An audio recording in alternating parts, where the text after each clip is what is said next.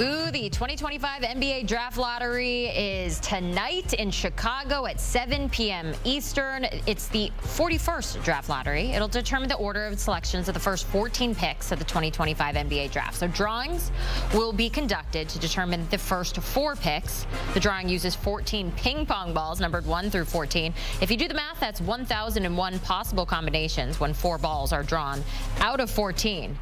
Crazy when you think about all the things that could affect who is going where. Looking at the percentages here of who has the best odds to win the draft lotto. Right now, it's between the Jazz, the Wizards, and the Hornets, all at 14%. The remainder of the lottery teams will select in positions 5 through 14 in inverse order of their 2024-25 regular season records. You get all that? I did. Noted.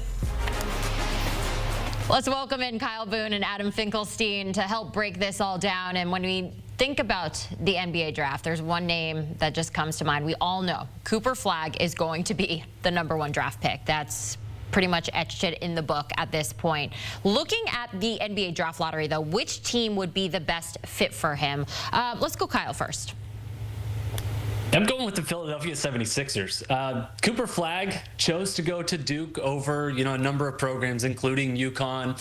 And Duke, I think, is one of the more hated programs in college basketball. I think it's fair to say. So it'd be very fitting, right, for him to go to the Philadelphia 76ers, a team that not a lot of teams like, a very hated franchise by many. And I think the fit would be really good as well. Jared McCain is there. They've got Tyrese Maxey there. Joel Embiid is there, even if he's aging out of superstardom. So I think he's had a chance to really make a mark early in his NBA career at a place like the Philadelphia 76ers. It would be a really fun fit to see him on that young core for a contending franchise right away in the NBA. So, Boone, you've heard me say this before. I think the obvious answer here is San Antonio, but it's not likely, right? It's only about 6-7%. I think much more likely, in fact, about double the chance, is Utah. This is a franchise that 3 years ago they traded away 2 All-Stars, Donovan Mitchell and Rudy Gobert. They're still in the playoffs, and they're still proving to be 2 of the better players at their position. But it was all about the promise of potentially landing a top draft pick. In 3 years, they haven't really hit a home run in the draft. This would be the home run that Utah fans have been waiting for since they moved off those 2 All-Stars right when Danny Ainge came back home to Utah. Cooper Flagg would give them the star they have been waiting for and someone they could build around for the next 10, 15 years. And he would be beloved in Utah from absolutely day one, which is right now only about 7 hours away. Crazy to think about. I think he's going to be beloved wherever he ends up. What about the worst fit, guys? He's obviously going to improve every team he goes on. But, Adam, where don't you like him fitting in? Yeah, I don't like New Orleans. If you have watched Cooper Flagg like I have since he's been a freshman in high school, and you've seen all the different teams he's played on, not just Duke, but Montford Academy, and even his Maine United AAU teams, going all the way back to his high school team that won a state championship. He's only played on winning teams. Not only that, he's played on teams that are about the basketball and not about any sort of drama or nonsense off the court. The reality is that New Orleans has been known for a lot of drama off the court, and they can't figure out when Zion Williamson is going to be on the court. The big question there, obviously, they've had a change in management. What happens with Zion next? I think that narrative is one that would just be a distraction for Cooper Flagg. We're still talking about an 18-year-old kid who, for as mature and competitive as he is, and let's make no mistake about it, he excels in both of those areas. His best case scenario is to go to a place where there's no distractions, where it's just about getting on the court and being about the basketball. And right now, that place is not New Orleans. Yeah, and I think for me, the worst fit for Cooper Flagg would be the Brooklyn Nets. This is a franchise that really does not have any foundational pieces to surround him with, at least right now. If he goes to Brooklyn, he's going to be the second show in town. Obviously, the New York Knicks run the city, run that state, run that region. And I think that would really hurt him and his potential to really break through as a cultural icon in the NBA. Obviously, he's going to be a well-known player regardless of where he goes, but I think being the second show in town with the Nets would really hurt his, future earnings power, if you will. Brooklyn does have 4 first-round picks right now in this year's draft class, so maybe they could surround him with some interesting pieces. This is a really deep class. Cooper Flagg, obviously a foundational player you can build around, but if I'm Brooklyn Nets right now, I would be very thrilled with that. But for Cooper Flagg, the fit, the situation, wouldn't be terribly thrilled if I am a Brooklyn Net by tonight. That makes sense. You want the star to shine early on in his career, which he certainly will wherever he ends up, even if it is Brooklyn. I want to dive deep into a program in particular from college. So Rutgers, they have Dylan Harper, widely expected to go number 2 overall, averaged almost 20 points, 4.5 rebounds, and 4 assists per game for the Scarlet Knights. And then you also look at one of his teammates in Ace Bailey. Kyle, these are 2 of the highest rated recruits in school history. What do you like about these guys, and where do you want to see them fit in?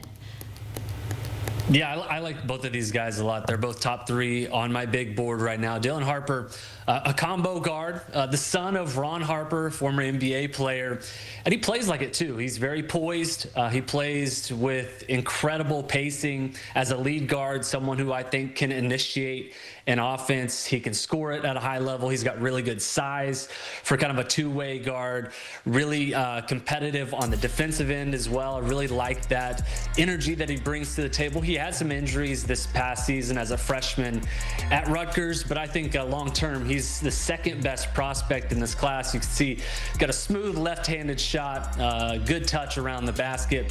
Ace Bailey is a little bit more of a polarizing prospect. He's number 3 right now on the CBS Sports big board, but big guy, a big size wing who is 6'9", 6'10", can really shoot it. One of the most prolific shooters in this draft. Some questions about his defense and his engagement, particularly on that side. Can he play winning basketball? That's going to be a question that lingers as well, because Rutgers missed the NCAA tournament, despite having 2 guys who could go inside the top 3 in Dylan Harper and Ace Bailey. So, I think a lot of NBA teams will be asking those questions of both Harper and Bailey leading up to the NBA draft. But no question right now of top 5 prospects in this class.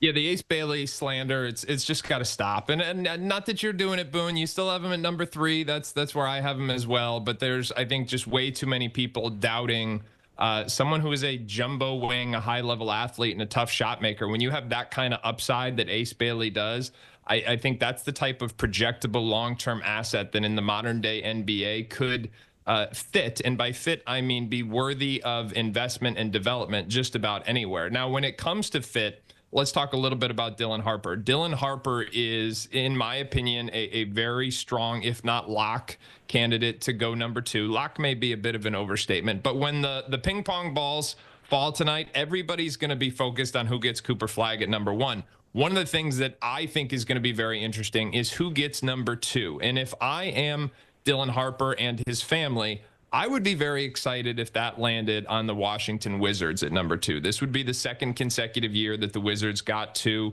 And in their rebuild, we have seen them acquire a variety of young assets over the years. But still, the hole in that lineup is at the point guard position.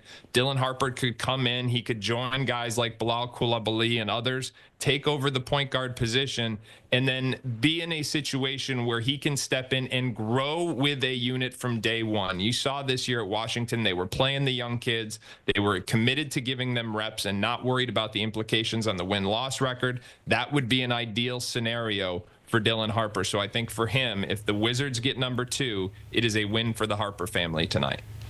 This is such a fun time of year, and I love seeing success out of that Rutgers program. All right, Kyle, this is always a great topic. I want an under-the-radar lottery prospect that you want us to keep an eye on. It's Yegor Dimon from BYU. He's not under the radar to me. I have him as a top 10 prospect in this class, but he's a guy who has slid in recent months. And, again, kind of going back to what Finkelstein mentioned, the slander has to stop here with Yegor Dimon. He was considered a top 5 prospect early in the college basketball season, made consistent strides throughout the year. The best, most prolific passer in this draft at 6'9". There's some questions, right, about how he's going to shoot it at the NBA level, some questions about how his defensive versatility will translate to the NBA level. But, I think the foundation for him, someone who has great size, can play the point guard position, has some shooting versatility, and showed some improvement. I really like Yegor Dimon as a late lottery prospect in this year's draft class. I think Nolan Traore is a name to keep an eye on. He came into this draft cycle billed as a top 5 prospect, and then his stock really seemed to sink in recent months. But in the last couple of weeks, it has surged in a big way. He's been playing the best basketball of his career. And listen, we all know him as a jittery point guard with a lot of burst and playmaking ability. But in the last couple of weeks, he's making threes. And if that proves to be sustainable, it could unlock the type of outcomes that we were not projecting before this. So Traore, to me, is someone that we've got to be putting a lot of attention in, especially recently, to see if what we're seeing is sustainable. And if it is, it changes his long-term trajectory. All right, fellas, Kyle Boone, Adam Finkelstein getting us ready for the NBA draft as we prepare for the NBA draft lottery tonight at 7 p.m. Those ping pong balls will be bouncing and eyes will be on the screen for that one. Taking a look at the NBA draft prospect rankings. Just want to point out, as we mentioned, the 2 guys from Rutgers right there in 2 and 3. And also we have 1, 2, 3 Duke Blue Devils expected to go in the top 10.